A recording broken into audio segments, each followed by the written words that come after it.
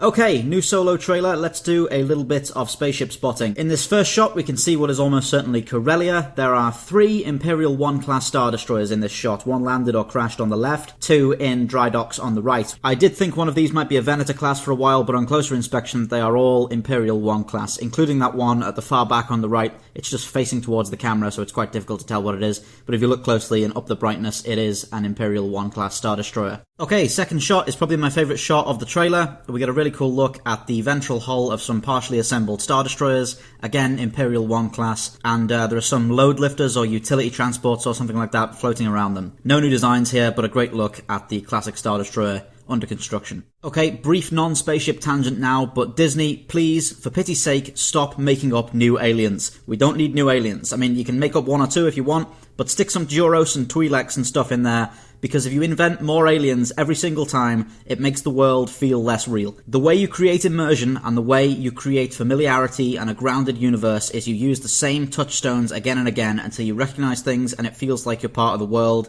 and you get immersed into it. The expanded universe knew the value of this. Every single scene like this in a bar with loads of aliens in The Force Awakens, in The Last Jedi, in this now, it's always been an entirely new alien design for every single individual in there. Maybe this is just a problem with me, but I feel like it makes the world unfamiliar and impenetrable and takes me out of it a little bit. To be honest, I'm probably just wrong. This probably doesn't bother anybody else, but I thought I'd point it out. Okay, interesting situation here. On the left we have some kind of construction or assembly vehicle. It looks like it may have been forcibly removed from something, or it was like a module of something else and it's been detached. Perhaps part of the train that we keep seeing in these trailers, because all of that exposed sort of technical area underneath looks like it might have been ripped off the framework of something else. On the right we have a group of what appear to be swoops or maybe small spacecraft. I think they might be the same things that we see landed in the background of one of the desert shots earlier in the trailer. So what's going on here is most likely some characters, Han, maybe somebody else, have stolen this utility thing or removed it for some reason and are being pursued by members of some kind of gang. Not much I can read into this. Neither of these designs are hugely exciting. Just sort of solid utilitarian designs, really.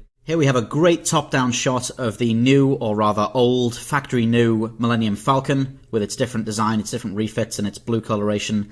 And I'm going to go ahead and say it, this is the best the Falcon has ever looked. I've never really cared much for the original YT-1300, to be honest, and I know that's like sacrilege, but honestly I think this fixes a whole lot of problems I have with the design. It just looks sleeker and more sensible. It's a shame that the whole theory about the Falcon pushing crates, and that's why it has an offset cockpit and stuff, seems to have been binned.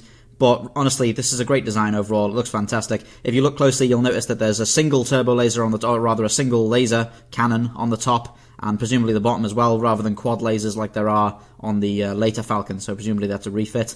Again, we have a different antenna dish. This one's more sloped to the hull. Looks good, keeps the silhouette down. I'll quickly talk about the thing between the forks at the front. Obviously that's been filled in.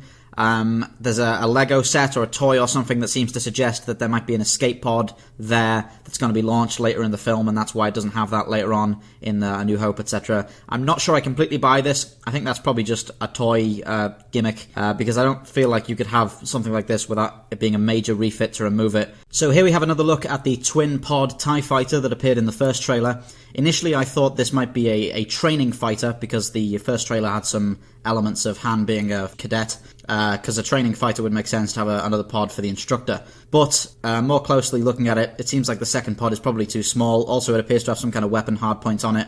So maybe it's just a heavy TIE fighter variant, or maybe it's carrying some kind of navigational package in order to better guide ships through the Maw, which is presumably what this region is, with the swirling black holes and stuff, because, you know, we've got the Kessel Run, the Maw, etc. I'd just like to take this opportunity to say I am a huge advocate for giant, spacefaring, scary cosmozoan octopus monsters. It's a trope that is not explored nearly enough in science fiction, and it's really, really cool. How is there not a series based around groups of ships hunting or fighting off giant space monsters or whatever? You could have it be like Pacific Rim or something like that, some kind of space monster hunter situation with giant harpoons and crazy space net weapons or whatever. I don't know. Maybe I'll write something like that when I'm finished with current projects. But all All I'm saying is, it's amazing that nobody has explored that idea yet, as far as I know. Big space krakens, great stuff. Final quick one here. Later in its life, the Millennium Falcon has airlocks on these areas, but here we can see there's no airlock, or at least there's no divide to indicate that there's an airlock or anything like that, which poses an interesting question as to how the Falcon in this iteration docks with things that don't have landing bays or loading bays or other ships of its own size, because it only has a drop-down loading ramp which you wouldn't be able to get a pressure seal with. Possibly it uses the dorsal ladder lift that we see Lando using at the end of The Empire Strikes Back. Who knows? Overall, I'm actually pretty excited for this film. What I need right now is a simple, fun Star Wars movie, and that's what this looks like it is. Also, as a fan of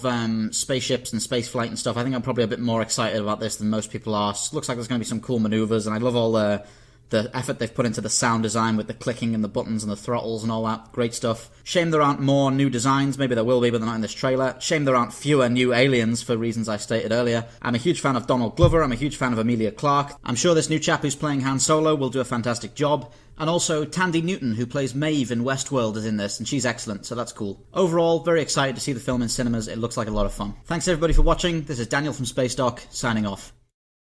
Thank you for watching Spacedock. Please remember to like, subscribe and share for more science fiction spacecraft summaries. If you enjoy the channel, why not consider pledging your support on Patreon? For just $1 a month, you'll be able to access the Spacedock schedule to see what's coming up.